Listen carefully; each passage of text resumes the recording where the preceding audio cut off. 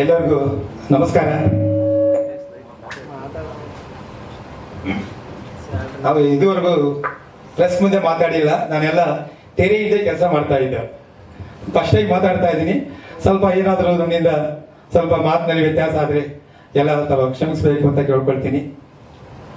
Madam ಹೇಳ್ದಂಗೆ ನಾನು 25 ವರ್ಷಗಳಿಂದ ನಾನು ಸಹ ನಿರ್ದೇಶಕನಾಗಿ, ಸಹಾಯಕ ನಿರ್ದೇಶಕನಾಗಿ, ಸಹಕಾರ ನಿರ್ದೇಶಕನಾಗಿ, ಗೋಲ್ಡ್ ರೈಡರ್ ಆಗಿ ಕೆಲಸ ಮಾಡ್ತಾ ಇದ್ದೆ. ನನ್ನ ಕೆಲಸನ ಅಂದರೆ ನಾನು ಇಲ್ಲಿ ನಿಂತ್ಕೋಬೇಕು ಅಂದರೆ ಕಾರಣ ನಮ್ಮ ನಿರ್ಮಾಪಕರು. 25 ವರ್ಷದಿಂದ ನೀನು ಕೆಲಸ ಮಾಡ್ತಾ ಇದೆಯಾ, ನೀನು ಡೈರೆಕ್ಟರ್ ಆಗಬೇಕು ಅಂತ ನನ್ನ ಇವತ್ತು ಈ ಸ್ಥಾನ ನಿಲ್ಲಿಸಿದ್ದಾರೆ. ನಾನು ಅವರಿಗೆ ಶತಕೋಟಿ ಕೃತಜ್ಞತೆಗಳನ್ನು ಸಲ್ಲಿಸ್ತೀನಿ. ಆಮೇಲೆ ಇದೊಂದು ನಾನು ಹಳಬರಾದರು, ಕೆಲವರೆಲ್ಲರೂ ನಮ್ಮ ಜನಾರ್ದನ್ ಅಂತ ಕ್ಯಾಮರಾಮನ್ನು, ಅವರು ತುಂಬ ಸೀನಿಯರು, ಜೊತೆಲಿ ಕೆಲಸ ಮಾಡ್ತಾ ಇದ್ರು. ಅವರು ನಮ್ಮ ಜೊತೆ ಕೆಲಸ ಮಾಡ್ತಾ ಇದ್ದಾರೆ. ಮತ್ತೆ ನಮಗೆ ಇದಕ್ಕೆಲ್ಲ ಮುಖ್ಯ ನಮ್ಮ ಅಜಯ್ ಸರ್ ಅವರು ಈ ಚಿತ್ರ ಆಗ್ಬೇಕಂದಾಗ ನಾನು ಮೊದಲನೇ ಸಾರಿ ನಮ್ಮ ನಿರ್ಮಾಪಕರು ಕೇಳ್ಕೊಂಡೆ. ಅವ್ರು ಸಿನಿಮಾ ಮಾಡಬೇಕು ಅಂತ ಅಂದಾಗ ಕತೆ ತಗೊಂಡೋದಾಗ ಆ ಕತೆ ಬೇಡ, ಇನ್ನೊಂದು ಈಗಿನ ಸಿಚುವೇಶನ್ ತಕ್ಕಂತೆ ಒಂದು ಮಾಸ್ ಕತೆ ಮಾಡೋಣ ಅಂತ ಅಂದಾಗ ನಮ್ಮ ಅಜಯ್ ಸರ್ ಬಂದರು. ಅಜಯ್ ಸರ್ ಜೊತೆಗೆ ಅವ್ರ ಜೊತೆಯಲ್ಲಿ ಒಬ್ಬರು ಯುವ ಬರಹಗಾರನ ಕರ್ಕೊಂಡ್ಬಂದರು, ಶರತ್ ಅಂತ. ಇದೆಲ್ಲ ಆದಮೇಲೆ ಒಂದು ಲೈನ್ ಮಾಡಿ ನಿರ್ಮಾಪಕರಿಗೆ ಹೇಳಿದಾಗ ನಿರ್ಮಾಪಕರು ಈ ಕತೆ ಮಾಡಬಹುದು ಅಂತ ಪ್ರಾರಂಭ ಮಾಡಿದ್ರು. ಆಮೇಲೆ ಹೀರೋ ನೋಡೇ ಇರಲಿಲ್ಲ. ಅವ್ರು ನೋಡಿದ್ದು ನಮ್ಮ ಫೋಟೋ ತೋರಿಸಿದೆ. ಯಾರು ಹೀರೋ ಅಂತಂದಾಗ ಸರ್ ನಮ್ಮ ಅಜಯ್ ಸರ್ ಅವ್ರ ಮಗ ಅರ್ಜುನ್ ಅಂತ. ಅದು ಹೌದಾ, ಒಂದು ಫೋಟೋ ತೋರಿಸಿದೆ. ಫೋಟೋ ನೋಡಿದಾಗ ಇವರು ಇದಕ್ಕೆ ಶೂಟಬಲ್ ಆಗಿದ್ದಾರೆ ಅಂತ ಅಂದೆ ಅಷ್ಟೇ, ಮತ್ತೆ ನೋಡಲಿಲ್ಲ. ಇದೆಲ್ಲ ಈ ಒಂದು ಹಂತಕ್ಕೆ ಸಾಂಗ್ ರೆಕಾರ್ಡಿಂಗ್ ಟೈಮಲ್ಲಿ ಅರ್ಜುನ್ ಬಂದಿದ್ರು. ಅರ್ಜುನ್ ನೋಡಿದ್ರು. ಆವಾಗ ಅಂದರು, ನಾನು ಅನ್ಕೊಂಡಿದ್ದು ನನಗೆ ನಮ್ಮ ಕಥೆಗೆ ಶೂಟಬಲ್ ವ್ಯಕ್ತಿ ಅರ್ಜುನ್ ಅಂದ್ಬಿಟ್ಟು ಅವತ್ತು ಸೆಲೆಕ್ಟ್ ಮಾಡಿದ್ರು. ಆವತ್ತಿಂದ ನಮ್ಮ ನಿರ್ಮಾಪಕರು ಅವರು ಒಂದು ಕಂಡೀಷನ್ ಹೇಳಿದ್ರು. ಇದುವರೆಗೂ ನಾವು ಯಾವುದೇ ನಿರ್ಮಾಪಕರು ಅಂದಾಗ ಸಿನಿಮಾ ಸ್ಟಾರ್ಟ್ ಮಾಡಿ ಅಂತ ಹೇಳ್ತೇವೆ ಹೊರತು ಯಾವ ಫಿನಿಶ್ ಮಾಡ್ತೀನಿ ಅಂತ ಹೇಳಲ್ಲ. ಬಟ್ ನಮ್ಮ ನಿರ್ಮಾಪಕರು ಹೇಳಿದ್ರು ಒಂದೇ ಮಾತು, ನೀವು ಪ್ರಾರಂಭ ಮಾಡಿದ್ರೆ ಯಾವುದೇ ಕಡೆ ನಿಲ್ಲಿಸಬಾರ್ದು, ಆ ರೀತಿ ಇದ್ರೆ ನೀವು ಪ್ರಾರಂಭ ಮಾಡಿ ಅಂತಂದ್ರು. ಅದು ನಮ್ಮೊಂದು ಚಾಲೆಂಜಿಂಗ್ ಆಗಿತ್ತು ಫಸ್ಟ್ ಟೈಮ್ ಅವತ್ತು. ಆದರೆ ಅವರ ಸಹಕಾರ, ಇದ್ರ ಜೊತೆಗೆ ನಾನು ನಿಂತ್ಕೋಬೇಕು ಅಂದರೆ ನಮ್ಮ ಗುರುಜಿ ನಾವು ಹಾಕಿದ್ವಿ, ದೈವ ಸ್ವರೂಪಿ ಗುರುಗಳಾದ ಶ್ಯಾಮ್ ಶಂಕರ್ ಭಟ್ ಅಂತ. ಅವರ ಆಶೀರ್ವಾದ ನನ್ನ ಮೇಲೆ ಇತ್ತು ಅನ್ಸುತ್ತೆ. ಅದಂದ್ರು, ನೀವು ನಮ್ಮ ನಿರ್ಮಾಪಕರಿಗೆ ನೀವು ನಿರ್ಮಾಪಕರಾಗಬೇಕು, ನಿರ್ದೇಶನ ಯಾರು ಮಾಡಿಸಿದೆ ಅಂದಾಗ ಆ ಗುರುವಿನ ಆಶೀರ್ವಾದ ನನ್ನ ಮೇಲೆ ಬಿತ್ತು ಅನ್ಸುತ್ತೆ. ಅದೇ ಟೈಮಲ್ಲಿ ನಾನು ಫೋನ್ ಮಾಡಿದೆ. ಆವಾಗ ಶ್ರೀನಿವಾಸ್ ಕುಮಾರ್ ನಾಳೆ ಬೆಳಿಗ್ಗೆ ಬನ್ನಿ ಅಂತ ಆಫೀಸಿಗೆ ಕರೆದ್ಬಿಟ್ಟು ನನಗೆ ಈ ಸಿನಿಮಾ ಮಾಡೋದಕ್ಕೆ ನನಗೆ ಅವಕಾಶ ಕೊಟ್ಟರು. ಅಲ್ಲಿಂದ ಪ್ರಾರಂಭ ಆಯಿತು. ನಾನು ಇವಾಗ ನಿಮಗೆ ಜನವರಿ 3ನೇ ತಾರೀಕು ನಮ್ಮ ಸಿನಿಮಾ ತೆರೆಗೆ ಬರ್ತಾ ಇದೆ. ಇದ್ರಿಗೆ ನಮ್ಮ ಚಿತ್ರದಲ್ಲಿ ತಿಲರ್ ಮಂಜು ಅವರು, ಇನ್ನೊಂದು ಹೇಳ್ಬೇಕು ಅಂದರೆ ಪ್ರತಿಯೊಬ್ಬರು ಕಲಾವಿದರು ನಾನು ಅವ್ರನ್ನ ಕೇಳ್ಕೊಂಡಾಗ ಅವರು ಎಲ್ಲರೂ ಡೇಟ್ ಕೇಳ್ತಿರೋ ಹೊರತು ರೇಟ್ ಯಾರು ಹೇಳಿಲ್ಲ. ನಮ್ಮ ಕಿಶೋರ್ ಅವರು ಆಗಿರ್ಬೋದು, ಕಿಶೋರ್ ಅವರು ಬ್ಯುಸಿ ಇದ್ದಾರೆ, ಅವ್ರು ಬರೋಕ್ಕಾಗಲಿಲ್ಲ. ಇವಾಗ ಅವಿನಾಶ್ ಸರ್ ಫೋನ್ ಮಾಡಿದ್ರು, ನಾನು ಎಲ್ಲೋ ಟ್ರಾಫಿಕ್ ಸ್ವಲ್ಪ ಶೂಟಿಂಗಲ್ಲಿ ಇದ್ದೆ, ಲೇಟ್ ಆಗೋಯ್ತು, ಬರೋಕ್ಕಾಗ್ತಾ ಇಲ್ಲ ಅಂತ. ಎಲ್ಲ ಬರ್ತಾ ಇದೆ ಅಂತ ಹೇಳಿದ್ರು. ಎಲ್ಲ ಬರೋರು ಇದ್ರು, ಸ್ವಲ್ಪ ಬ್ಯುಸಿ ಶೆಡ್ಯೂಲ್ ಆದ್ರಿಂದ ಯಾರು ಬರೋಕ್ಕಾಗಲಿಲ್ಲ. ಅದರಿಂದ ನಮ್ಮ ಈ ಸಿನಿಮಾ ನೋಡಿದ ಮೇಲೆ ನಾವು ಒಂದ್ಸಾರಿ ನಮ್ಮ ಗೋಕುಲ್ ರಾಜ್ ಸರ್, ಶ್ರೀ ಗೋಕುಲ್ ಫಿಲ್ಮ್ಸ್ ಅವರಿಗೆ ನಮ್ಮ ಸಿನಿಮಾನ ತೋರಿಸಿದ್ರು. ಸರ್ ಸಿನಿಮಾ ನೋಡಿ ಹೊರಡು ಬರ್ತಾ ಇದೆ, ನನಗೆ ಈ ಸಿನಿಮಾ ನಾನು ಡಿಸ್ಟ್ರಿಬ್ಯೂಷನ್ ಮಾಡ್ತೀನಿ ಅಂತಂದ್ರು. ಆವಾಗ ನಮಗೆ ನಾನು ಏನು ಹೇಳಬೇಕು ಗೊತ್ತಾಗ್ಲಿಲ್ಲ. ಅವ್ರು ಹಂಗಂತ ಹೇಳಿದ್ರು, ನಾವು ಮಾರ್ನಿಂಗ್ ಆಫೀಸ್ಗೆ ಬನ್ನಿ ಮಾತಾಡೋಣ ಅಂತಂದ್ರು. ಬಟ್ ಅವರು ಸಿಕ್ಕಿರೋದು ನಂದೇಂದ್ರೆ ನಮ್ಮ ಗುರುಗಳ ಆಶೀರ್ವಾದ, ನಮ್ಮ ವೀರವರ ಗಣಪತಿ ಕೃಪೆ, ನಮ್ಮ ನಿರ್ಮಾಪಕರ ಒಂದು ಸಹಕಾರ, ಎಲ್ಲರೂ ಪ್ರತಿಯೊಬ್ಬರು ಟೆಕ್ನಿಷಿಯನು, ಆರ್ಟಿಸ್ಟ್ಗಳು ಎಲ್ಲರ ಒಂದು ಶ್ರಮದಿಂದ, ಅಂದರೆ ಅವರ ಸಹಕಾರದಿಂದ ನಾವು ಇವಾಗ ನಿಮ್ಮ ತೆರೆ ಬರೋದಕ್ಕೆ ಸಿದ್ಧವಾಗಿದ್ದೀವಿ. ಇದಕ್ಕೆ ನಾವು ಯಾವುದೇ ಸಿನಿಮಾ ಮಾಡಿದ್ರು ಇದಕ್ಕೆ ಮುಖ್ಯವಾಗಿ ಜನಗಳು ತಲುಪಿಸಬೇಕು ಅಂತಂದ್ರೆ ನಮ್ಮ ಪತ್ರಿಕಾ ಮಾಧ್ಯಮ, ನಮ್ಮ ಟಿವಿ ಮಾಧ್ಯಮ, ನಮ್ಮದು ಡಿಜಿಟಲ್ ಮಾಧ್ಯಮ ಇದು ಮುಖ್ಯ. ಇವತ್ತು ಈ ಮುಖಾಂತರ ನಮ್ಮ ಸಿನಿಮಾ ನಾವು ಮಾಡಿದ್ದೀವಿ ಅಂತ ನಾವು ಎಲ್ಲರೂ ತಪ್ಪಿಸೋಕೆ ಸಾಧ್ಯ. ನೀವು ಈ ಒಂದು ಹೊಸ ತಂಡ ನಾವೆಲ್ಲ ಸೇರ್ಕೊಂಡು ಮಾಡಿದ್ದೀವಿ, ಇದರಲ್ಲಿ ನಮ್ಮ ಅರ್ಜುನ್ ನೀವು ನೋಡಿದ್ರಿ, ಸಾಂಗ್ ನೋಡಿದ್ರಿ ಅಂದ್ರೆ ನೀವು ಫೈಟ್ ನೋಡಿಲ್ಲ, ಫೈಟ್ ನೋಡಿದ್ಮೇಲೆ ನಿಮ್ಗೆ ಗೊತ್ತಾಗುತ್ತೆ. ಇವಾಗ ನಮ್ಮ ಸಾರು, ನಮ್ಮ ಗೋಕುಲ್ ಸಾರು ಒಂದು ಫೈಟ್ ನೋಡಿದ್ರು. ಫೈಟ್ ನೋಡ್ಬಿಟ್ಟು ಅವರು ಇವಾಗ ಪ್ರತಿಯೊಬ್ಬರಿಗೂ ಅವ್ರು ಯಾರೇ ಬರಲಿ ಆಫೀಸ್ಗೆ ನಮ್ಮ ಹೀರೋ ಫೈಟ್ ಮಾಡಿದರೆ ನೀವು ನೋಡ್ಬೇಕು ಅನ್ನೋದು. ಅಂದ್ರೆ ಫೈಟ್ ಅಂದ್ರೆ ನಾವು ತೊಳಗಾಗಿಲ್ಲ, ಫೈಟ್ ನೋಡಿದ್ಮೇಲೆ ಗೊತ್ತಾಗುತ್ತೆ ಹೇಗೆ ಅವರ ಆಕ್ಷನ್ ಮಾಡಿದ್ದಾರೆ ಅಂತ. ಬಟ್ ಎಷ್ಟು ಲೀಲಾಜಾಲವಾಗಿ ಅಂದ್ರೆ ಯಾರು ಹೊಸಬ್ರು ಅಂತ ಮಾಡಲಿಲ್ಲ. ಅವರು ಫಸ್ಟ್ ಟೈಮ್ ಅಂತ ಯಾರು ನೋಡೋಕ್ಕಾಗಲ್ಲ. ಆಕ್ಷನ್ ಮಾಡುವಾಗ ಫಸ್ಟ್ ನಮ್ಮ ಮಾಸ್ಟರ್ ತಿಲ್ಲರ್ ಮಂಜು ಅಂದ್ರು, ಶ್ರೀನಿವಾಸ್ ಇವರು ಫೈಟ್ ಮಾಡ್ತಾರ ಅಂತ. ಸರ್ ಮಾಸ್ಟರ್ ನೋಡಿ ಟ್ರೈ ಮಾಡಿ ಮಾಸ್ಟರ್, ಅಂಡ ಮಾಡ್ತಾರೆ ಅಂತ. ಒಂದು 2-3 ಶಾಟ್ ಮಾತ್ರ ಪ್ರಾಬ್ಲಮ್ ಆಯ್ತು. ಅದಾದ್ಮೇಲೆ ಅವ್ರು ಮಾಡೋದು ನೋಡ್ಬಿಟ್ಟು ನಮ್ಮ ತಿಲ್ಲರ್ ಮಂಜು ಅವರು ಅವ್ರ ಕೈಲಿ ಏನಂದ್ರೆ ನಾವು ಹೇಳಬಾರ್ದು, ಬೆಂಡ್ ತೆಗೆದುಬಿಟ್ರು ಅವರಿಗೆ. ಬಟ್ ಅದು ಸಿನಿಮಾದಲ್ಲಿ ಗೊತ್ತಾಗ್ತಾ ಇದೆ. ಆದ್ರಿಂದ ನಾನು ಈ ಸ್ಟೇಜ್ ಬರೋ ಕಾರಣ ನಮ್ಮ ನಿರ್ಮಾಪಕರು, ಅವರ ಇದರಿಂದ ನಾನು ಇಲ್ಲಿ ಇವತ್ತು ನಾನು ನಿಮ್ಮ ಮುಂದೆ ನಿಂತಿದ್ದೀನಿ. ನಾವೆಲ್ಲರೂ ಒಂದು ಪ್ರಯತ್ನ ಮಾಡಿದ್ದೀವಿ. ಅದಕ್ಕೆಲ್ಲ ನಿಮ್ಮ ಸಹಕಾರ ಇದ್ದರೆ ನಾವು ಏನು ಮಾಡೋಕ್ಕಾಗಲ್ಲ. ಅದರಿಂದ ನೀವು ನಮ್ಮ ಚಿತ್ರನ ಪ್ರತಿಯೊಬ್ಬರು ನಿಮ್ಮ ಪ್ರಚಾರದ ಮೂಲಕ ಚಿತ್ರಮಂದಿರಕ್ಕೆ ಬರಬೇಕು. ಒಂದು ಚಿತ್ರ ಯಶಸ್ವಿ ಆದರೆ ನಮ್ಮ ಪುಡಿದಂಥವರು ಇನ್ನೊಂದು 16 ಜನ ಪ್ರೊಡ್ಯೂಸರ್ ಬರ್ತಾರೆ. 16 ಜನ ಪ್ರೊಡ್ಯೂಸರ್ ಬಂದರೆ 16 ಹೀರೋಗಳು ಬರ್ತಾರೆ. ಟೆಕ್ನಿಷಿಯನ್ಗಳು ಆಗಿರ್ಬೋದು, ಆರ್ಟಿಸ್ಟ್ ಆಗಿರ್ಬೋದು, ಎಲ್ಲರೂ ಅವಕಾಶ ಸಿಗುತ್ತೆ. ಅದಕ್ಕೋಸ್ಕರ ನಿಮ್ಮ ಸಹಕಾರ ಬೇಕು ಅಂತ ನಾನು ನಿಮ್ಗೆ ಕೇಳ್ಕೊಳ್ತಾ ಇದ್ದೀನಿ. ಇಲ್ಲಿ ಬಂದಿರೋ ಎಲ್ಲರಿಗೂ ನಾನು ನಿಮಗೆ ಮತ್ತೊಮ್ಮೆ ಒಂದು ವಂದನೆಗಳನ್ನು ತಿಳಿಸ್ತಾ ನಾನು 2 ಮಾತುಗಳನ್ನು ಮುಗಿಸ್ತೀನಿ. ಜೈ ಜೈ ಹಿಂದ್. ಗನ್ಸ್ ಅಂಡ್ ರೋಸಸ್ ಇಲ್ಲಿ ಒಂದು ಅಂಡರ್ವರ್ಲ್ಡ್ ಬ್ಯಾಕ್ಡ್ರಾಪ್ ಅಲ್ಲಿ ಒಂದು ಲವ್ ಸಬ್ಜೆಕ್ಟ್. ಗನ್ ಒಂದು ಗೊತ್ತಿದೆ, ಅಂಡರ್ವರ್ಲ್ಡ್, ಅದ್ರ ಜೊತೆಗೆ ಲವ್. ಅಂದ್ರೆ ಒಂದು ಗುಲಾಬಿ ಪಕ್ಕದಲ್ಲಿ ಒಂದು ಮುಳ್ಳು ಇದ್ದೇ ಇರುತ್ತೆ. ಅಂದ್ರೆ ಅದು ನಾವು ಗುಲಾಬಿ ಅಂತ ಮುಟ್ಟಿದ್ರೆ ಆ ಮುಳ್ಳು ಚುಚ್ಚುವಂತ ಗ್ಯಾರಂಟಿ. ಓಕೆ, ಜೊತೆಗೆ ಈ ಸಿನಿಮಾದಲ್ಲಿ ಒಂದು ಪ್ರತಿಯೊಬ್ಬರಿಗೂ ಇವತ್ತು ನಾವು ಪ್ರತಿದಿನ ನೀವು ನೋಡ್ತಾ ಇರ್ತೀರ, ಪೇಪರ್ಗಳಲ್ಲಿ ಎಲ್ಲ ನೋಡ್ತಾ ಇದ್ದೀರಾ. ಇದನ್ನ ತಡೆಯೋದು ಹೇಗೆ ತಡೆಯಬಹುದು ಅನ್ನೋದನ್ನೇ ಇದೊಂದು ಸಂದೇಶ ಇದೆ. ಅದು ಮಾಡಿದ್ರೆ ನಾವು ಇದನ್ನ ದೇಶದಲ್ಲಿ, ಪ್ರಪಂಚದಲ್ಲಿ, ಅಂದ್ರೆ ನಮ್ಮ ಇಂಡಿಯಾ ಅಲ್ಲ ಪ್ರಪಂಚದಲ್ಲಿ ನಿರ್ಮೂಲನೆ ಮಾಡಬಹುದು ಅನ್ನೋ ಸಂದೇಶ ಇದೆ. ಅಲ್ಲ, ಇಲ್ಲಿ ಒಂದು ಇವಾಗ ನೋಡಿರ್ಬೇಕು, ಡ್ರಗ್ಸ್ ಅಂತ ಕೇಳಿರ್ಬೇಕು, ನೀವು ನೋಡ್ತಾ ಇದ್ದೀರಾ.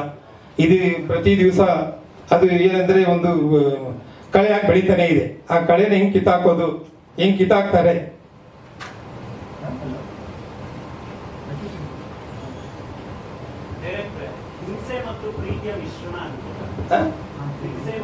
ಇಲ್ಲ, ಹಿಂಸೆ ಇಲ್ಲ, ಇದು ಹಿಂಸೆ ಇಲ್ಲ. ಇಲ್ಲಿ ಪ್ರೀತಿ ಅಂದ್ರೆ ಇಲ್ಲಿ ಹಿಂಸೆ ನಾವು ಯಾವ ಹಿಂಸೆ ತೋರಿಸೇ ಇಲ್ಲ. ಅಲ್ಲ, ಗನ್ನಲ್ಲಿ ಫುಡ್ ಮಾಡೋದು ಹಿಂಸೆ ಅಂತಲ್ಲ. ಅಂದ್ರೆ ತಪ್ಪು ಮಾಡೋರಿಗೆ ನಾವು ಶಿಕ್ಷೆ ಅಂತಂದ್ರೆ ನೀವು ಎಲ್ಲಾ ರೀತಿಲೂ ಕೊಡ್ಬೋದು. ಗನ್ನಲ್ಲಿ ಶೂಟ್ ಮಾಡ್ಬೋದು, ಅಂದ್ರೆ ಲಾಂಗ್ ಅಲ್ಲಿ ಕತ್ತರಿಸಬಹುದು. ಹಿಂಸೆ ಅಂತಂದ್ರೆ ನಾವು ಕ್ರೌರ್ಯವಾಗಿ ಇವಾಗ ನಾವು ಬ್ಲಡ್ ಶೀಟ್ ಆಗಿ ಗೊತ್ತಿರ್ಬೇಕು ನೀವು, ನಾವು ಇದರಲ್ಲಿ ಜಾಸ್ತಿ ಯಾವ್ದು ನಾವು ಬ್ಲಡ್ ಹರಿಸಿಲ್ಲ. ಪ್ರತಿಯೊಬ್ಬರು ಯುವಕರು ಪ್ರತಿಯೊಬ್ಬರು ಇದನ್ನ ನೋಡ್ಬೇಕು.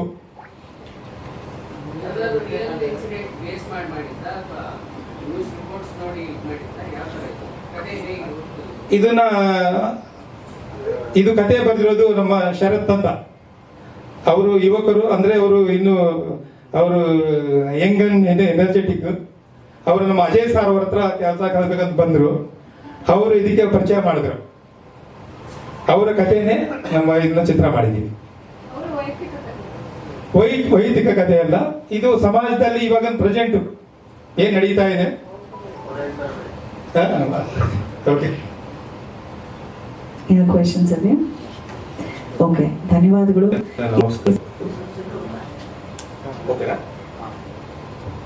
Okay, so guns and roses ನೀವು ನೋಡ್ತಿರೋದಂಗೆ ಒಂದು crime thriller drama with mixture of love.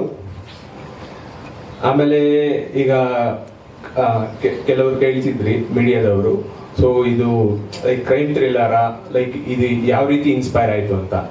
So ನಾವು ಮೀಡಿಯಾದಲ್ಲಿ ನೋಡ್ತಿರೋ ಹಾಗೇನೆ ಈ ಕಾಲದಲ್ಲಿ ನನಗೆ ಕೆಲವು ತುಂಬಾ ಇನ್ಸಿಡೆಂಟ್ಸ್ ಅನ್ನೋದು ಇನ್ಸ್ಪೈರ್ ಆಯಿತು.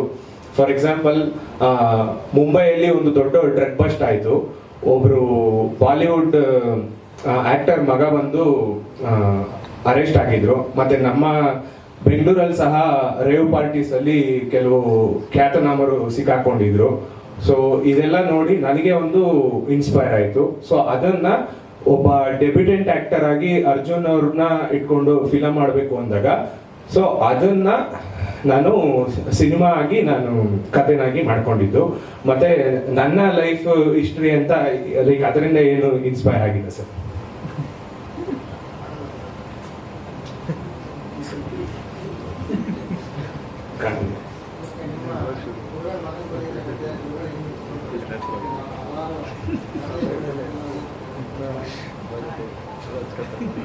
ಅಂದ್ರೆ ಈ ಕತೆಗೆ ನಾನ್ ಬಂದು ಬರೀ ಬಾಡಿ, ಅವರೇ ಇದಕ್ಕೆ ಸೋಲ್. ಸೊ ನನಗೆ ಎಕ್ಸ್ಪೀರಿಯನ್ಸ್ ಇಲ್ಲದೆ ಇರೋದ್ರಿಂದ ಸೊ ಜನಕ್ಕೆ ಹೇಗೆ ರುಚಿಗಟ್ಟಾಗಿ ಅದನ್ನ ತಲುಪಿಸ್ಬೇಕು, ಮತ್ತೆ ಎಲ್ಲಿ ಸಿನಿಮಾದ ಗ್ರಾಫ್ ಅಪ್ ಆಗ್ಬೇಕು, ಡೌನ್ ಆಗ್ಬೇಕು, ಸೊ ಎಲ್ಲಿ ಸೆಂಟಿಮೆಂಟ್ ಅನ್ನೋದು ವರ್ಕೌಟ್ ಆಗ್ಬೇಕು, ಸೊ ಎಲ್ಲ credit goes to Ajay sir ಅಂತ ಹೇಳ್ಬೋದು.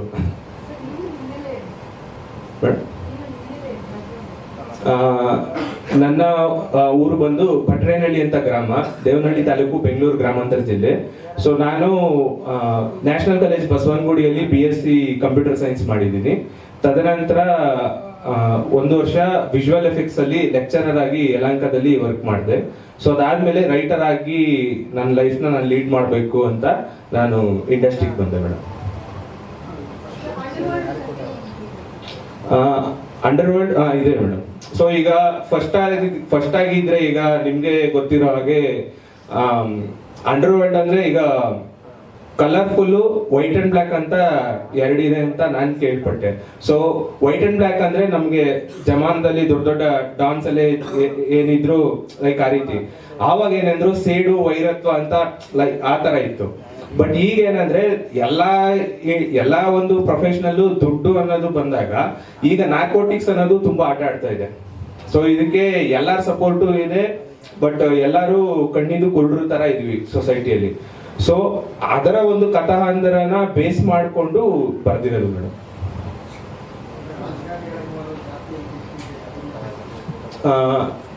ಪರ್ಟಿಕ್ಯುಲರ್ ಆಗಿ ಹೇಳಕ್ಕಾಗಲ್ಲ, ಬಟ್ ಅದೇ ಸತ್ಯ ಅಲ್ವಾ, ಅದು ಸಿನಿಮಾ ನೋಡಿದ್ರೆ ಗೊತ್ತಾಗುತ್ತೆ ಸರ್.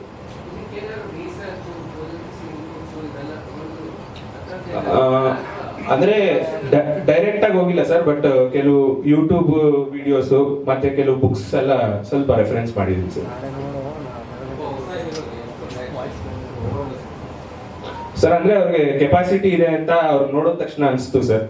ಆಮೇಲೆ ಇದಕ್ಕೆ ಮೂಲ ಕಾರಣ ಅಂದ್ರೆ ಈಗ ನಾವೊಂದು ಆಕ್ಷನ್ ಸಿನಿಮಾ ಅಂತ ಮಾಡ್ಬೇಕು ಅಂತ ಹೋದಾಗ ನಮ್ಗೆ ಫಸ್ಟ್ ಪ್ರೊಡ್ಯೂಸರ್ ಸರ್ ನಟರಾಜ್ ಸರ್ಗೆ ಕತೆ ಹೇಳಿದ್ವಿ. ಸೊ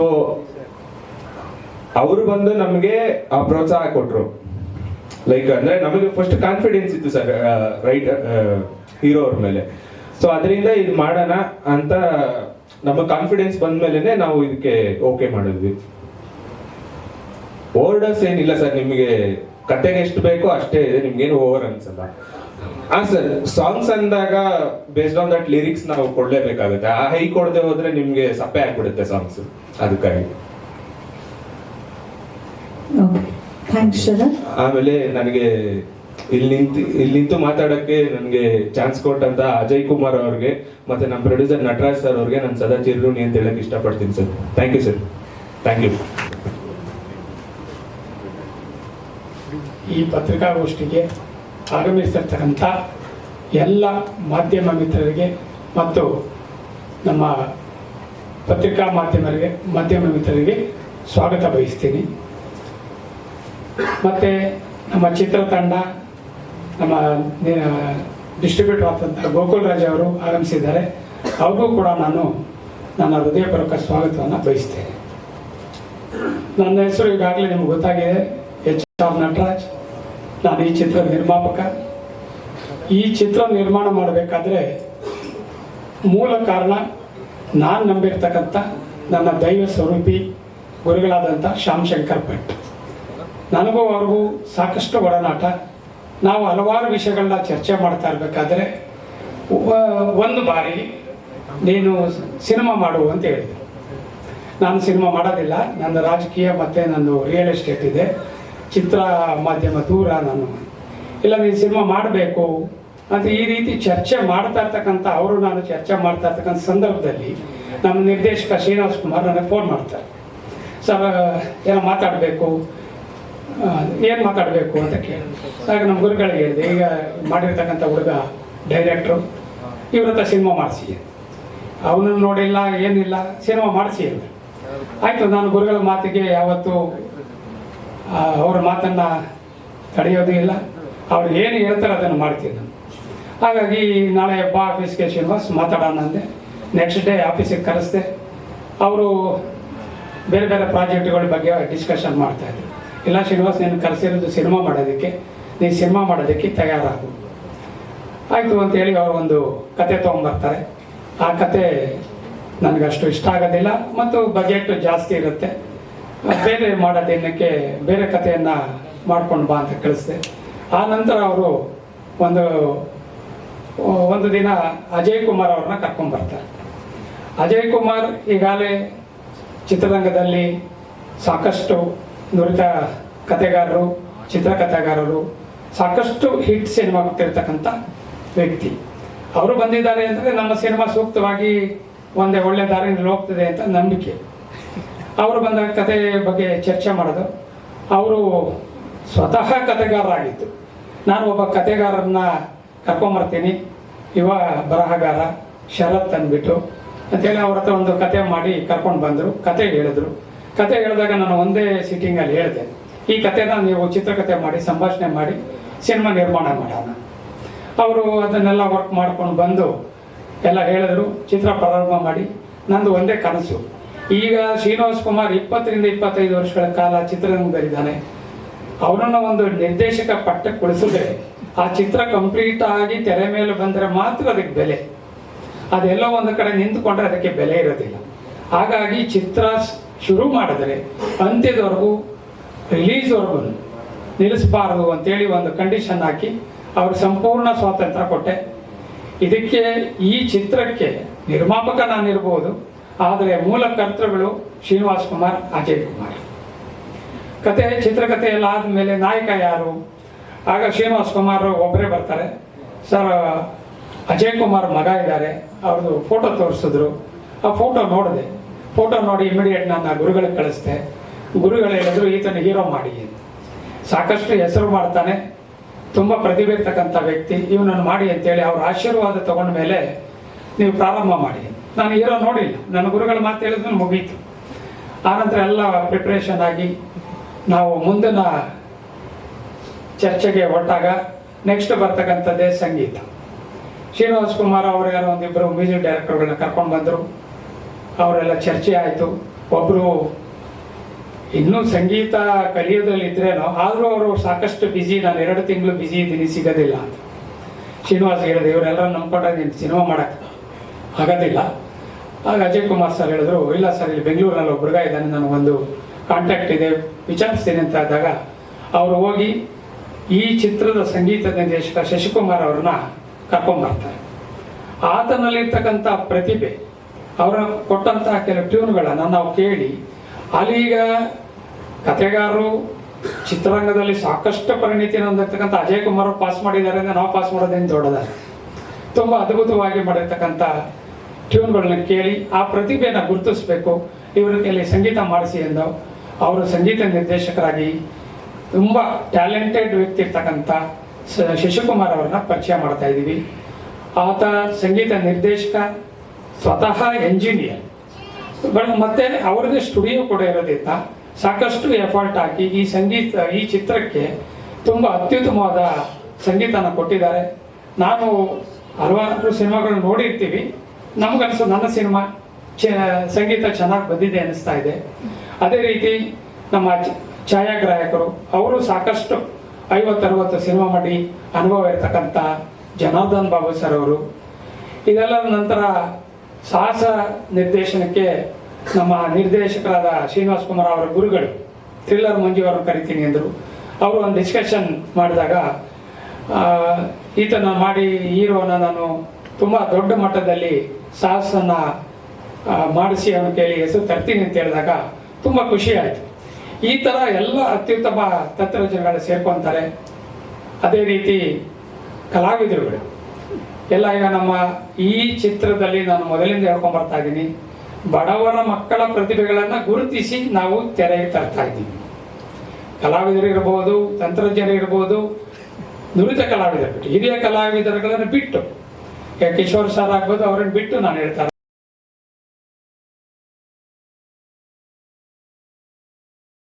ಹೊಸ ಕಲಾವಿದರುಗಳೆಲ್ಲ ಬಡವರ ಮಕ್ಕಳ ಪ್ರತಿಭೆ, ಅವರನ್ನು ಆಶೀರ್ವದಿಸಬೇಕು, ಪ್ರೋತ್ಸಾಹ ನೀಡಬೇಕು. ಅದೇ ರೀತಿ ನಮ್ಮ ಚಿತ್ರಕ್ಕೆ ಹಲವಾರು ಕಲಾವಿದರುಗಳನ್ನ ಸಂಪರ್ಕ ಮಾಡ್ತಾ ಇರಬೇಕಾದ್ರೆ ಮೊದಲನೇದಾಗಿ ನಾವು ಕಿಶೋರ್ ಸರ್ನ ಈ ಚಿತ್ರಕ್ಕೆ ಆಹ್ವಾನ ಮಾಡಬೇಕು ಅಂತೇಳಿ ಅವರು ಚಿತ್ರಕಥೆ ಹೇಳಿ ಬಂದರು.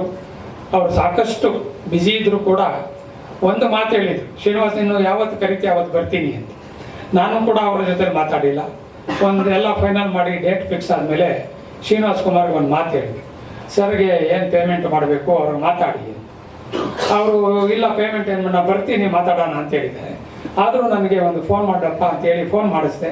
ನಾನು ಆಫೀಸಲ್ಲಿ ಫೋನ್ ಮಾಡಿದಾಗ ಅಂಥ ದೊಡ್ಡ ವ್ಯಕ್ತಿ, ಒಬ್ಬ ಲೆಜೆಂಡ್ ಒಂದು ಮಾತು ಹೇಳಿದೆ, ಸರ್ ಶ್ರೀನಿವಾಸ್ ಪೇಮೆಂಟ್ ಎಲ್ಲ ನಾನು ಮಾತಾಡ್ತೀನಿ, ಸಿನಿಮಾ ಡೇಟ್ ಕೊಟ್ಟಿದ್ದೀನಿ ಅಂದಾಗ ಪೇಮೆಂಟ್ ಕೇಳಲಿಲ್ಲ. ನಾನೇ ಹೇಳಿದೆ ಅವ್ರ ಮನೆ ದೇವರು ಯಾವುದಕ್ಕೆ ಕೇಳು, ಒಂದು ದೊಡ್ಡ ವಿಗ್ರಹ ಮಾಡಿಸ್ಕೊಟ್ಬಿಡೋಣ.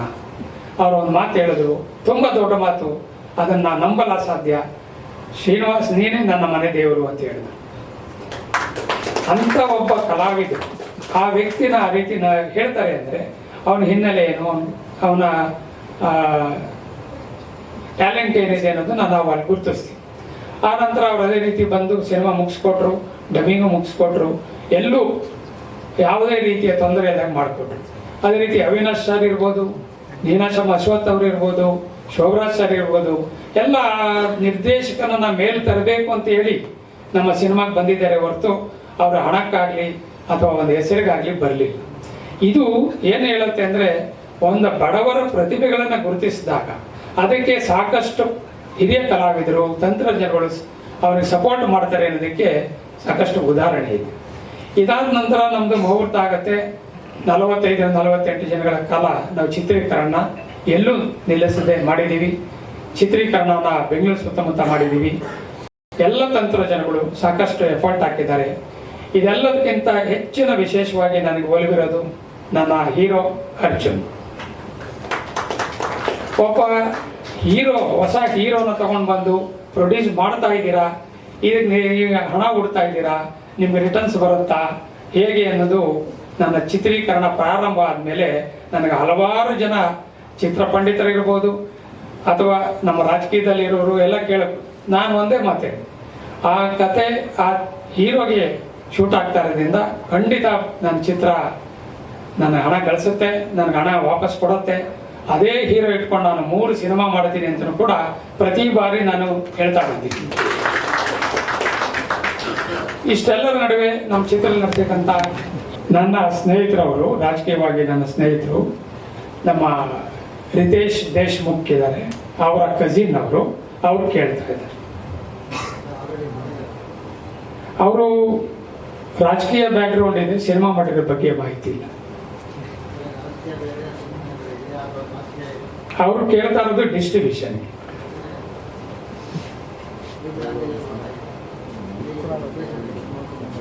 ನಾವೀಗ ಜನವರಿ 3ನೇ ತಾರೀಕು ಕನ್ನಡ ಚಿತ್ರ ಬಿಡುಗಡೆಗೆ ಮಾತ್ರ ನಾವು ಗಮನ ಕೊಟ್ಟಿದ್ದೀವಿ. ಬೇರೆ ಲ್ಯಾಂಗ್ವೇಜನ್ನು ನಾವು ಸಂಪೂರ್ಣವಾಗಿ ಗೋಕುಲ್ ರಾಜ್ ಅವರಿಗೆ ವಹಿಸಿದ್ದೀವಿ.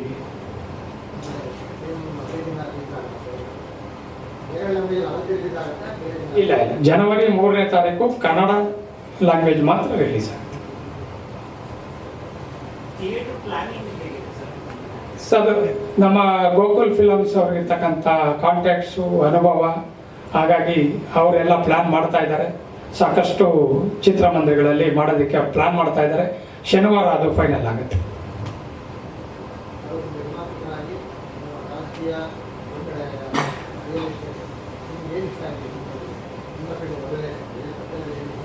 ಸಿನಿಮಾ ಫೀಲ್ಡ್ ನನ್ನ ಮೊದಲಲ್ಲ. ಸಿನಿಮಾದಲ್ಲಿ ಹಲವಾರು ಸ್ನೇಹಿತರು, ತಂತ್ರಜ್ಞರು, ನಿರ್ಮಾಪಕರು, ಸ್ನೇಹಿತರಿದ್ದಾರೆ. ಎಲ್ಲ ನೋಡ್ತಾ ಬಂದಿದ್ದೀವಿ. ಇಲ್ಲಿ ಹೊಸದು ಸಿನಿಮಾ, ರಾಜಕೀಯ, ರಿಯಲ್ ಎಸ್ಟೇಟು ಯಾವುದಕ್ಕೇನು ವ್ಯತ್ಯಾಸ ಇರಲ್ಲ. ಎಲ್ಲ ಒಂದೇ. ಗುರಿ ಮುಟ್ಟಬೇಕು. ಪ್ರಾರಂಭ ಸುಲಭ, ಗುರಿ ಮುಟ್ಟೋದು ಕಷ್ಟ. ನಾನು ಅದನ್ನೇ ಹೇಳಿದೆ ಶ್ರೀನಿವಾಸ್ಗೆ. ನಾನು 1ರಿಂದ 98 ಸುಲಭ, 98, 99, 100 ಕಷ್ಟ. ನಾನು ಆ ಗುರಿ ಇಟ್ಟುಕೊಂಡು 98, 99, 100ರ ಗಮನವನ್ನು ಕೊಡ್ತಾ ಇರ್ತೀನಿ. 98ರೊಳಗೆ ಅವ್ರು ಬಂದಿರ್ತಾರೆ. 98, 99, 100 ತಲುಪಿಸೋದು ನನ್ನ ಜವಾಬ್ದಾರಿಯಾಗಿರುತ್ತೆ. ರಾಜಕೀಯ ಇರ್ಬೋದು, ಸಿನಿಮಾ ಇರ್ಬೋದು, ರಿಯಲ್ ಎಸ್ಟೇಟ್ ಇರ್ಬೋದು. ಧನ್ಯವಾದಗಳು ಸರ್. Thank you. ಎಲ್ಲರಿಗೂ ನನ್ನ ಹೃದಯಪೂರ್ವಕ ವಂದನೆಗಳು. ನಿಮ್ಮ ಮೂಲಕ ಚಿತ್ರಾಭಿಮಾನಿಗಳಿಗೆ ಕೇಳ್ಕೊಳ್ಳೋದು ಒಂದೇ, ಎಲ್ಲ ಚಿತ್ರಾಭಿಮಾನಿಗಳು ಕನ್ನಡ ಚಲನಚಿತ್ರವನ್ನು ಚಿತ್ರಮಂದಿರದಲ್ಲಿ ಬಂದು ನೋಡಿ, ಈ ಬಡವರ ಮಕ್ಕಳ ಪ್ರತಿಭೆಗೆ ಆಶೀರ್ವಾದ ಮಾಡಿ, ಅವರೆಲ್ಲ ಬೆಳವಣಿಗೆಗೆ ಅವಕಾಶ ಕೊಡಿ. ನಾವು ನಿರ್ಮಾಪಕರಾಗಿ ಇನ್ನೂ ಒಂದಷ್ಟು ಸಿನಿಮಾಗಳನ್ನ ಮಾಡೋಕ್ಕೆ ನಿಮ್ಮ ಆಶೀರ್ವಾದ ಇರಲಿ. ಎಲ್ಲರಿಗೂ ಧನ್ಯವಾದಗಳು. ನನಗೊಂದು ಗಮನಿಸಿದಾಗ ಬಹಳ ಆಶ್ಚರ್ಯ ಅನ್ಸಿದ್ದು ಏನಪ್ಪಾ ಅಂತ ನಮ್ಮ ಮೇಡಮ್ ಅವ್ರು ಹೇಳಿದ್ರು ದ್ರೋಣ ಕ್ರಿಯೇಷನ್ಸ್, ಅದು ಹೇಳಬೇಕಾಯ್ತು, ನಾನು ಆಗ್ಲೇ ಮರ್ತೇನೆ. ಮೊದಲನೇದಾಗಿ ಇಲ್ಲಿ ಬಂದಿರೋ ಪ್ರತಿಯೊಬ್ಬರಿಗೂ, ಮೀಡಿಯಾದವರಿಗೆ, ಫ್ರೆಂಡ್ಸ್, ಫ್ಯಾಮಿಲಿ, ರಿಲೇಟಿವ್ಸ್, ಯಾರ್ಯಾರು ಒಳ್ಳೇದು ವಿಶ್ ಮಾಡಕ್ಕೆ ಬಂದಿದ್ದಾರೆ ಪ್ರತಿಯೊಬ್ಬರಿಗೂ ಥ್ಯಾಂಕ್ ಯು ಸೋ ಮಚ್. ಮೊದಲನೇದಾಗಿ ನಮ್ಮ ಗುರುಗಳು, ದೈವ ಸ್ವರೂಪಿಗಳಾದಂತಹ ಶ್ಯಾಮ್ ಶಂಕರ್ ಭಟ್ ಗುರು ಅವ್ರನ್ನ ನೆನ್ಕೊಂಡು, ನಮ್ಮ ಗುರುಗಳನ್ನ ನೆನೆಸ್ಕೊಂಡು ನನ್ನ ಮಾತು ಮೊದಲನೇದಾಗಿ ಸ್ಟಾರ್ಟ್ ಮಾಡೋದಕ್ಕೆ ಇಷ್ಟಪಡ್ತೀನಿ. ನಮ್ಮ producer, thank you so much sir. ಒಂದು ಮೊದಲನೇ ಹುಡುಗನಿಗೆ ಒಂದು ಸಿನಿಮಾ ಮಾಡೋದು, ಅವನ ಮೇಲೆ ಇನ್ವೆಸ್ಟ್ ಮಾಡೋದು ಎಷ್ಟು ಕಷ್ಟ ಇದೆ ಅಂತ ಗೊತ್ತಿದ್ರು ಡೇ ಒನ್ನಿಂದ ನೀವು ನಮ್ಮ ಸ್ಟೋರಿ ಮೇಲೆ, ನನ್ನ ಮೇಲೆ, ನಮ್ಮ ಟೀಮ್ ಮೇಲೆ ಇಷ್ಟು ಕಾನ್ಫಿಡೆಂಟ್ ಆಗಿದ್ದೀರಾ, ಈ ಸಿನಿಮಾ ಇಲ್ಲಿವರೆಗೂ ತೊಗೊಂಡ್ಬಂದಿದ್ದೀರಾ. ಸೊ ಅದಕ್ಕೆ ನಾನು ಥ್ಯಾಂಕ್ಸ್ ಹೇಳೋದಕ್ಕೆ ಇಷ್ಟಪಡ್ತೀನಿ. ನಮ್ಮ ಪ್ರೊಡ್ಯೂಸರ್ ಬಗ್ಗೆ ನಾನು ಒಂದು ಇನ್ಸಿಡೆಂಟ್ ಹೇಳೋದಕ್ಕೆ ಇಷ್ಟಪಡ್ತೀನಿ. ಯಾವ ಥರ ವ್ಯಕ್ತಿತ್ವ ಅಂತಂದರೆ ಅವ್ರದ್ದು, ನಾವು ಫಸ್ಟ್ ವೀಕಲ್ಲಿ ಶೂಟಿಂಗ್ ಮಾಡ್ತಿರ್ಬೇಕಾದ್ರೆ ಯಾರ್ದೋ ಒಬ್ರದ್ದು ಪೇಮೆಂಟ್ ಆಗಿರಲಿಲ್ಲ. ಅವರು ಎಲ್ಲಿದ್ರೋ ಏನೋ ಇಮಿಡಿಯೇಟಾಗಿ ಬಂದ್ಬಿಟ್ಟು ಮ್ಯಾನೇಜರ್ ಜೊತೆ ಜಗಳನೇ ಮಾಡಿಬಿಟ್ರು. ಯಾಕೆ ಅವ್ರವ್ರ ಪೇಮೆಂಟ್ ಅಲ್ಲಿಂದ ಆಗಬೇಕು ಅಂತ, ಯಾವುದಕ್ಕೂ ಪೆಂಡಿಂಗ್ ಇಡಬಾರ್ದು, ಯಾವುದು ಪೆಂಡಿಂಗ್ ಇರಬಾರ್ದು ಅಂತ. ಅದೇನು ತಿಳಿಸುತ್ತೆ ಅಂತಂದರೆ ಅವ್ರು ಎಷ್ಟು ಕಮಿಟೆಡ್ ಇದ್ದಾರೆ ಕೆಲಸಕ್ಕೆ, ಆಮೇಲೆ ಯಾರೋ ಒಬ್ರು ಕೆಲಸ ಮಾಡಿದಾಗ ಅವ್ರಿಗೆ ಏನು ಸಲ್ಲಬೇಕು ಅದನ್ನು ಸಲ್ಲಿಸೋದು ಅವ್ರು ತುಂಬ ಇಂಪಾರ್ಟೆನ್ಸ್ ಕೊಡ್ತಾರೆ. ಸೊ ಈ ಒಂದು ಗುಣ ನನಗೆ ಅವರಲ್ಲಿ ತುಂಬ ಇಷ್ಟ ಆಯಿತು. ಪ್ಲಸ್ ಇಂಥ ಒಂದಷ್ಟು ಜನ ನಿರ್ಮಾಪಕರು ನಮ್ಮಂಥ ಹೊಸಬರಿಗೆ ಇಂಡಸ್ಟ್ರಿಗೆ ಬರಲಿ ಅಂತ ಕೇಳ್ಕೊಳ್ಳೋದಕ್ಕೆ ಇಷ್ಟಪಡ್ತೀನಿ. ಅದ್ರ ಜೊತೆಗೆ ನಮ್ಮ Srinivas sir, thank you so much sir. ಅವ್ರಿಗಿರೋ ಎಕ್ಸ್ಪೀರಿಯನ್ಸಿಂದ ನಮಗೆ ಎಲ್ಲೂ ಕೆಲಸ ಮಾಡೋದಕ್ಕೆ ಯಾವ ಥರದ ತೊಂದರೆ, ಕಷ್ಟಕರದ ವಾತಾವರಣ ಏನೂ ಕ್ರಿಯೇಟ್ ಮಾಡಿಕೊಟ್ಟಿಲ್ಲ. So thank you so much sir. ಪ್ರತಿಯೊಂದೂ ಮಗುಗೆ ಹೇಳ್ಕೊಟ್ಟು ಕೆಲಸ ಮಾಡಿಸಿದ್ದಾರೆ. ಬರೀ ಸಿನಿಮಾ ಅನ್ನೋದಕ್ಕಿಂತ ಅವ್ರ ಪರ್ಸನಲ್ ಲೈಫು, ಒಂದು ಗಿಣಿಗೆ ಹೇಳ್ಕೊಟ್ಟು ಸಿನಿಮಾ ಒಂದು ಎಕ್ಸ್ಪೀರಿಯನ್ಸಸ್ ಬಿಟ್ಟು ಅವ್ರಿಗಾದಂತಹ ಜೀವನದಲ್ಲಿ ಅವರು ಒಂದು ಎಕ್ಸ್ಪೀರಿಯನ್ಸಸ್ ನಮ್ಮ ಆರ್ಟಿಸ್ಟ್ ಜೊತೆ ಶೇರ್ ಮಾಡಿಕೊಂಡು ನಮಗೆ ಸಿನಿಮಾ ಮಾಡಿಕೊಟ್ಟಿದ್ದಾರೆ. ಸೊ ಅವ್ರಿಗೂ ಥ್ಯಾಂಕ್ಸ್ ಹೇಳೋದಕ್ಕೆ ಇಷ್ಟಪಡ್ತೀನಿ. ಇನ್ನು ನೆಕ್ಸ್ಟ್ ಜನಾರ್ದನ್ ಬಾಬು ಸರ್, ಅವ್ರು ಹೆಂಗೆ ಅಂತಂದರೆ ಕೆಲಸ ಅಂತ ಬಂದಾಗ ಯಾರೇ ಆಗಿರಲಿ ಏನೇ ಆಗಿರಲಿ ಕರೆಕ್ಟಾಗಿ ಮಾಡಬೇಕು, ಇಲ್ಲಾಂದರೆ ಬಾಯ್ಗೆ ಬಂದಂಗೆ ಬೈದ್ಬಿಡ್ತಾರೆ. ಬಟ್ ಅದೇ ಥರ ನೀವು ಫ್ರೀ ಟೈಮ್ ಅಂತ ಸಿಕ್ಕಿದಾಗ ನಮ್ಮ ಜೊತೆ ಬಂದು ಕೂತ್ಕೊಂಡು ನಮ್ಮ ಜೊತೆ ಅನುಕೂಲವಾಗಿ ಮಾತಾಡಿಕೊಂಡು ಅವ್ರನ್ನ ಬ್ರೋ ಅಂತಾನೆ ಹೇಳಬೇಕು. ಬಿಕಾಸ್ ನಮ್ಮ ಏಜಿಗೆ ನಮ್ಮ ಥರ ಇಳ್ದು ನಮ್ಮೊಂದು ಬಾಂಡಿಂಗ್ ನಮ್ಮ ಜೊತೆ ಶೇರ್ ಮಾಡಿಕೊಡೋ ಅಂಥ ವ್ಯಕ್ತಿ ಜನಾರ್ದನ್ ಬಾಬು ಅವರು. ಸಿನಿಮಾದಲ್ಲೂ ಕೂಡ ನಮ್ಮ ಸಿನಿಮಾ ಗನ್ಸ್ ಆ್ಯಂಡ್ ರೋಸಸ್ ಅಂದಿದ ತಕ್ಷಣ ಇದು ಒಂದು ಕಥೆನೇ ಒಂದು ಲೇಯರ್ಡ್ ಸ್ಟೋರಿ ಟೆಲ್ಲಿಂಗ್ ಇದೆ. ಆ್ಯಂಡ್ ಅದಕ್ಕೆ ಬೇಕಾದಂತಹ ತಯಾರಿಗಳು ಅವ್ರು ಮಾಡಿಕೊಂಡು ನಮ್ಗೆ ಈ ಸಿನಿಮಾ ಮಾಡಿಕೊಟ್ಟಿದ್ದಾರೆ.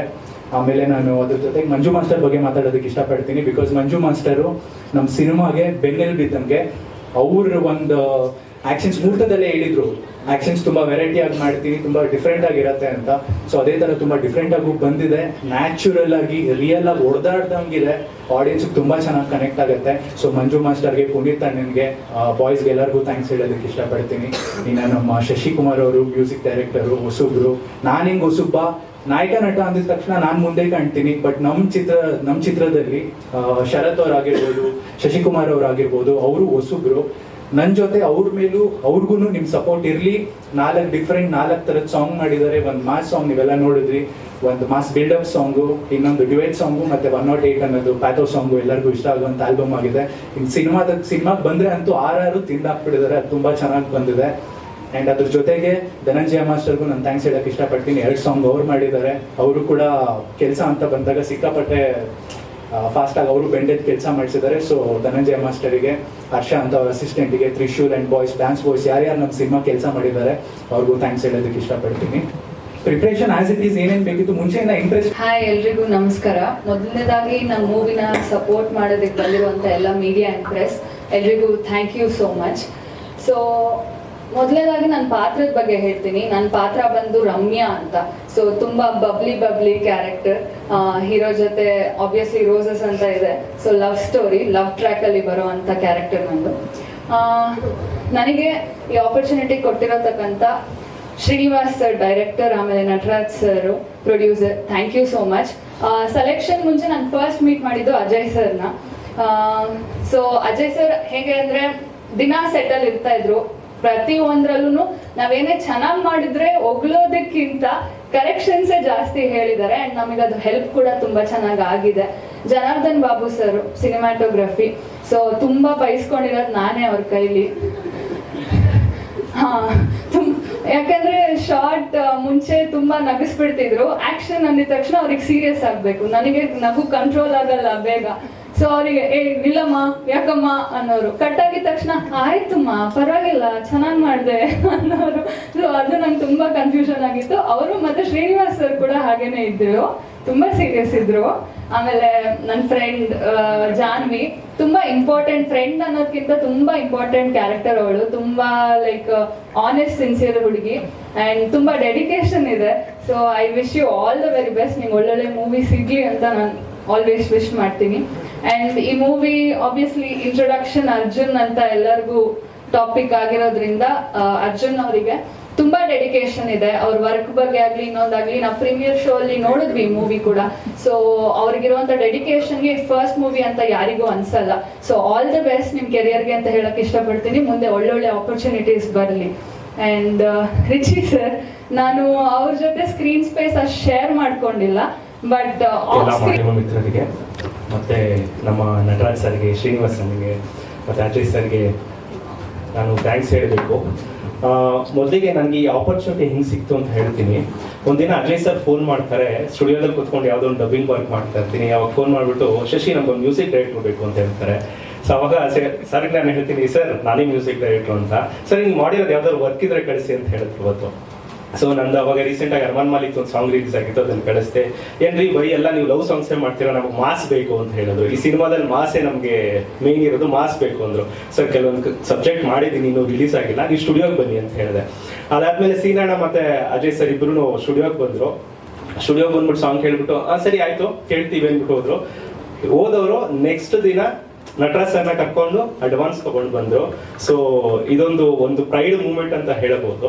ಅದಾದ್ಮೇಲೆ ನಮ್ಮ ಹೀರೋ ಅರ್ಜುನ್ ಅವ್ರು ಹೇಳಿದ್ರು ಒಂದು ಪೇಮೆಂಟ್ ಇಮಿಡಿಯೇಟ್ ಆಗಿ ಮಾಡಿದ್ರು ಅಂತ. ಅದು ಯಾರಿಗೂ ಅಲ್ಲ, ನನ್ನ ಮಗುದು ಒಂದು ಅಡ್ಮಿಷನ್ಗೆ ದುಡ್ಡು ಬೇಕಿತ್ತು. ನಾನು ನಟರಾಜ್ ಸರ್ಗೆ ಒಂದು ಮೆಸೇಜ್ ಮಾಡಿ ಒಂದು ಫೋನ್ ಮಾಡಿದ್ದಷ್ಟೇ, ಇಮಿಡಿಯೇಟ್ ಸೆಕೆಂಡ್ ಹಾಫ್ ಅಲ್ಲಿ ನನಗೆ ಪೇಮೆಂಟ್ ಬಂತು. ಸೊ ಹೇಳ್ಬೇಕಂದ್ರೆ ಇನ್ನೂ ಪ್ರಾಜೆಕ್ಟೇ ಸ್ಟಾರ್ಟ್ ಆಗಿದ್ದಿಲ್ಲ, ತುಂಬಾ ಫ್ಯಾಮಿಲಿ ತರ ಹೆಲ್ಪ್ ಮಾಡ್ತಿದ್ರು. ಒಬ್ರಿಗೊಬ್ರು ಎಲ್ಲ ತುಂಬಾ ಅನ್ಯೋನ್ಯತೆಯಿಂದ ಕೆಲಸ ಮಾಡ್ದು. ಮತ್ತೆ ತುಂಬಾ ಫ್ರೀಡಮ್ ಇತ್ತು ಕೆಲಸದಲ್ಲಿ. ಇವಾಗ ಕೆಲವೊಂದು ಪ್ರಾಜೆಕ್ಟ್ಸ್ ಮಾಡ್ಬೇಕಾದ್ರೆ ನಮ್ಗೆ ಹೀಗೆ ಬೇಕು ಅಂತ ಇರ್ತಾರೆ, but Ajay sir complete freedom ಕೊಟ್ಟರು. ಇವನ್ ಶ್ರೀನನ್ ಕೂಡ ಲೈಕ್ ಹೆಂಗೆ ಅಂದ್ರೆ ಇವಾಗ ನಾವು ರ್ಯಾಪ್ ಮಾಡಿದೀವಿ, ರ್ಯಾಪ್ ಅಂತ ಬಂದ್ರೆ ನಮ್ಗೆ ಹಿಪ್ ಹಾಪ್ ಅಲ್ಲೇ ಮಾಡ್ಬೇಕು ಅಂತ ಒಂದಷ್ಟು ಕಂಡೀಷನ್ಸ್ ಇದೆ. ಬಟ್ ನಾವಿಲ್ಲಿ ಸಬ್ಜೆಕ್ಟ್ ಹೇಳ್ತೇವೆ ಗನ್ಸ್ ಅಂಡ್ ರೋಸಸ್ ಇರೋದ್ರಿಂದ ನಾವು ಹಿಪ್ ಹಾಪ್ ಅಲ್ಲಿ ಒಂದು ಟ್ರಾನ್ಸ್ ಬ್ಲೆಂಡ್ ಮಾಡಿದೀವಿ. ಸೊ ಅದರಿಂದ ನಮಗೆ ಒಂದು ಇನ್ಪುಟ್ಸ್ ಬೇರೆ ತರ ಬರ್ತಾ ಹೋಗ್ತು. ಆಮೇಲೆ ನಮ್ಮ ಸ್ಟೋರಿ ರೈಟರ್ ಶರತ್ ಕೂಡ ಒಂದಷ್ಟು ಲೈಕ್ ಕೀ ಪಾಯಿಂಟ್ಸ್ ನ ತಗೊಂಡ್ ಬರ್ತಿದ್ರು. ಒಬ್ರು ನಮ್ಗೆ ಸೌಂಡ್ಸ್ ಅಲ್ಲಿ ಈ ತರ ಮಾಡೋಣ, ಈ ತರ ಎಕ್ಸ್ಪೆರಿಮೆಂಟ್ ಮಾಡೋಣ ಅಂತ.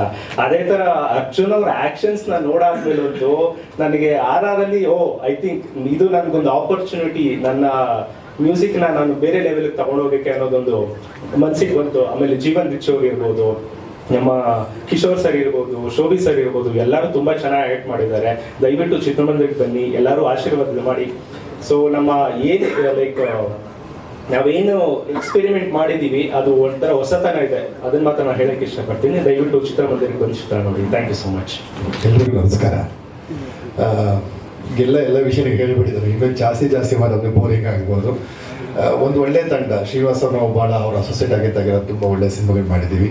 Nataraj sir well decent and mannered and very vision ಇರುವಂಥ ಒಬ್ಬ ಪ್ರೊಡ್ಯೂಸರ್. ಮತ್ತು ಕ್ಯಾಮ್ರಾಮನ್ ಬಗ್ಗೆ ಮಾತಾಡೋಕ್ಕೆ ನಾನು ತುಂಬ ಚಿಕ್ಕವನು. ಗೋಕುಲ್ ರಾಜ್ ಸರ್ ನಮ್ಮ ಸಿನಿಮಾನ ಡಿಸ್ಟ್ರಿಬ್ಯೂಟ್ ಮಾಡ್ತಿರೋಕ್ಕೆ ತಮಗೆ ಹೃತ್ಪೂರ್ವಕ ವಂದನೆಗಳು. ಎಲ್ಲರ ಜೊತೆ ಕೆಲಸ ಮಾಡೋದು ಖುಷಿ ಇದೆ, ಒಂದು ಒಳ್ಳೆ ಪಾತ್ರ. ಅಜಯ್ ಸರ್ ಕಥೆಗಳನ್ನು ನಾವು ನೋಡ್ತಾ ಬೆಳೆದವರು. ಅಜಯ್ ಸರ್ ಜೊತೆ ನಾವು ತುಂಬ ಹಿಂದೆ ಒಂದು ಸಿನಿಮಾ ಮಾಡಬೇಕಾಗಿತ್ತು, ಅದು ಕಾರಣ ಅಂತ ಮಿಸ್ ಆಯಿತು. ಜೊತೆ ಮಗಳ ಜೊತೆ ಸಿನಿಮಾ ಮಾಡ್ತಿದ್ದೀವಿ.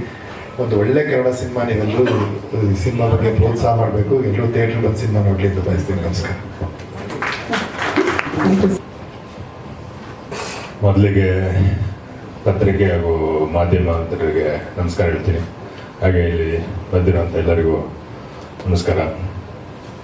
ಗನ್ಸ್ ಆ್ಯಂಡ್ ರೋಸಸ್ ಈ ಸಿನಿಮಾ ನನ್ನ ಜೀವನದ 11 ವರ್ಷ ಸಿನಿ ಜರ್ನಿಯ ಒಂದು ಅದ್ಭುತ ಪಾತ್ರ ಅಂತ ಹೇಳ್ಬೋದು. ಇದಕ್ಕೆ ಮೊದಲಿಗೆ ನಾನು ಶೋಭರಾಜ್ ಸರ್ಗೆ ಥ್ಯಾಂಕ್ಸ್ ಹೇಳೋಕ್ಕೆ ಇಷ್ಟಪಡ್ತೀನಿ. ಯಾಕೆಂದರೆ ನಾನು ಅವ್ರು ಶೋಭಣ್ಣ ಅಂತಲೇ ಕರೆಯೋದು. ಈ ಸಿನಿಮಾ ಮಾಡೋದಕ್ಕಿಂತ ಮೊದಲು ನಾವು ಒಂದು ಸಿನಿಮಾ ಮಾಡ್ತಾ ಇದ್ವಿ, ನಾನು ಶೋಭಣ್ಣ ಮಂಗಳೂರಲ್ಲಿ ಒಂದು 15 ದಿವಸ ಒಟ್ಟಿಗೆ ಇದ್ವಿ. ಸೊ ಅವಾಗ ಜೊತೆಲಿರೋ ಟೈಮಲ್ಲಿ ನನ್ನ ಪರ್ಫಾರ್ಮೆನ್ಸು ಎಲ್ಲ ಇದು ನೋಡಿ ತುಂಬ ಅಪ್ರಿಷಿಯೇಟ್ ಮಾಡ್ತಾ ಇದ್ರು. ನಾನು ಅಲ್ಲಿ ಆ ಸಿನಿಮಾದಲ್ಲಿ ಸ್ವಲ್ಪ ತಿದ್ದಕ್ಕೆ ಟ್ರೈ ಮಾಡಿದ್ರು. ಬಟ್ ಇಲ್ಲಿ ಬಂದಿದ್ದ ತಕ್ಷಣನೇ ಒಂದು 4-5 ದಿವಸದಲ್ಲಿ ನನಗೆ ಶೋಭಣ್ಣ ಫೋನ್ ಮಾಡಿ, ಒಂದು ಸಿನಿಮಾದಲ್ಲಿ ಒಂದು ಪೊಲೀಸ್ ಆಫೀಸರ್ ಪಾತ್ರ ಇದೆ, ಹೋಗಿ ಶ್ರೀನಿವಾಸ್ ಅಂತ ಅವ್ರು ನೀವು ಕಾನ್ ಮಾಡ್ತಾರೆ, ಮಾತಾಡು ಹೋಗು ಅಂದರು. ನಾನು ಶೋಭಣ್ಣನಿಗೆ ಹೇಳಿದೆ, ಆ ಸಿನಿಮಾ ಪೊಲೀಸ್ ಅಂತ ಸಿಕ್ಕಾಪಟ್ಟೆ ಮಾಡ್ಬಿಟ್ಟಿದೆ, ನನಗೆ ಬೇಜಾರಾಗ್ಬಿಟ್ಟಿದ್ದೇನೆ. ಅಂದೊಂದು 40-45 ಸಿನಿಮಾದಲ್ಲಿ ಒಂದು 20-25 ಸಿನಿಮಾಗಳು ಬರೀ ಅದರಲ್ಲಿ ಕಾಣಿಸ್ಕೊಂಡು ಬಂದ್ಯಾ ಪುಟ ಓದ್ಯಾ ಪುಟ ಅಂತ ಕೊಡ್ತಾರೆ, ಅಲ್ಲಿ ರಿಜಿಸ್ಟ್ರು ಆಗಲ್ಲ, ಏನಿಲ್ಲ, 1 ಸೀನ್ 2 ಸೀನ್ ಅಂತ ತುಂಬ ಬೇಜಾರಾಗ್ಬಿಟ್ಟಿದೆ. ಫಸ್ಟ್ ಹೋಗಿ ಮಾಡ, ಆಮೇಲೆ ನೋಡೋಣ, ಇನ್ನೂ ಇದೆ ಸಿನಿಮಾಗಳು ಅಂದರು. ಸರಿ ಅಂತ ಶ್ರೀನಿವಾಸ ಸ್ವಲ್ಪ ಹೊತ್ತಲ್ಲಿ ಫೋನ್ ಮಾಡಿದ್ರು ನನಗೆ, ಆಫೀಸಿಗೆ ಬರ್ತೀರಾ ಅಂದರು. ಆಫೀಸಿಗೆ ಹೋದೆ. ಹೋಗೋಷ್ಟರೊಳಗೆ ನಮ್ಮ ಶ್ರೀನಿವಾಸ್ ಅವರು ಮತ್ತು ಅಜಯ್ ಕುಮಾರ್ ಅವರು ಆಫೀಸಲ್ಲಿದ್ದರು. ಹೋಗಿದ ತಕ್ಷಣ ನೋಡಿದ್ರು ನಾನು ಹೇಳಿದೆ ಶೋಭಣ್ಣ ಕಳಿಸಿದ್ರು ಅಂತ. ಓ ನೀವು ಅಜೀವನ್ ಅಂತ ಅಜಯ್ ಅವರು ಹೇಳಿದ್ರು. ನೋಡಿದ್ರು ಒಂದ್ಸಲಿ ಮೇಲಿಂದ ಕೆಳಗಿರೋರು, ಸೀನಾ ಬಾಯಿಲಿ ಅಂತ ಕರ್ಕೊಂಡು ಹೊಟ್ಟೋಗ್ಬಿಟ್ರು. ಕರ್ಕೊಂಡು ಹೊಟ್ಟೋದವರು ಒಂದು 15 ನಿಮಿಷ ಆದ್ರೂ ಬರಲೇ ಇಲ್ಲ. ನಾನು ಕೂತವನು, ಇವರೇನಪ್ಪ ಏನು ಹೇಳೋದು ಹೋಗಿದ್ರು, ಈ ಪೊಲೀಸ್ ಇನ್ಸ್ಪೆಕ್ಟರ್ಗೆ ಪಾತ್ರನೂ ಇಲ್ಲ ಕಾಣುತ್ತೆ, ರೈಟ್ ಹೇಳ್ಬಿಡೋಣ ಮನೆಗೆ ಅನ್ಕೊಂಡು ಕೂತಿದ್ದೆ. ಅಲ್ಲಿಂದ ಮತ್ತೆ ಬಂದರು. ಇನ್ನೊಂದು 3-4 ದಿವಸದಲ್ಲಿ ಶೂಟ್ ಆಗಬೇಕಾಗಿತ್ತು. ಬಂದು ಸ್ಕ್ರಿಪ್ಟಿಗೆ ಮತ್ತೆ ಬೇರೆ ಡೇಟ್ಸ್ ಎಲ್ಲ ಇದು ಮಾಡ್ತಾ ಇದ್ರು. ನಾನು ಸರ್ ಒಂದು ಟೀ ಕುಡ್ಕೊಬರಲ್ಲ, ಆಯ್ತು ಹೋಗಿ ಬನ್ನಿ ಅದು. ಇದು ಅಷ್ಟೇ ವರ್ಕೌಟ್ ಆಗಲ್ಲ, ಟೀ ಕುಡ್ಕೊಂಡು ಹಂಗೆ ಹೊರಟೋಗ್ಬಿಡ್ತೀನಿ ಅಂತಿದ್ದೆ ನಾನು. ಮತ್ತೆ ಹೋದ ಒಂದು ಶೋಭಣ್ಣನಿಗೆ ಫೋನ್ ಮಾಡಿದೆ. ಶೋಭಣ್ಣ ಬ್ಯುಸಿಯಾಗಿದ್ರು, ಎತ್ತಲಿಲ್ಲ. ಸರಿ ಬಂದೆ, ಒಂದು ಫೈನಲ್ ಒಂದು ಮಾತಾಡ್ಬಿಡೋಣ ಅಂತ ಬಂದವ್ರು ಮತ್ತೆ ಮಾತಾಡಲಿಲ್ಲ. ನೋಡಿದ್ರೆ ಅಜಯ್ ಕುಮಾರ್ ಸರ್ ಅವರು ಅವ್ರ ಪಾಡಿಗೆ ಬ್ಯುಸಿ ಆಗ್ಬಿಟ್ಟವ್ರೆ, ಶ್ರೀನಿವಾಸ್ ಅವರು ಬ್ಯುಸಿ ಆಗ್ಬಿಟ್ಟವ್ರೆ.